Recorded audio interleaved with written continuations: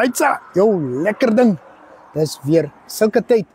Woensdag om 20:30 is mos Aitsa tyd en in hierdie episode kuier Aitsa aan die ander kant van die Oranje rivier by die Kalahari Kuierfees. Hulle sê dis 'n fees sonder brieke en hierdie fees geskied op die eiland in Appington. Ons gaan ry pontoon. Vir die van julle wat nie weet wat is 'n pontoon nie, hou vir Aitsa vanaand op. Julle sal uitvind. Dan julle Groenewald tells us all about the Christmas market the Rotary Club of Loederitz is planning. As jy nog nie geskenke gekoop het nie, die perfekte geleentheid is op pad en ons lê die show af met 'n boodskap van Jaco Kalahari. Ek sê mos, if you snooze, then you lose.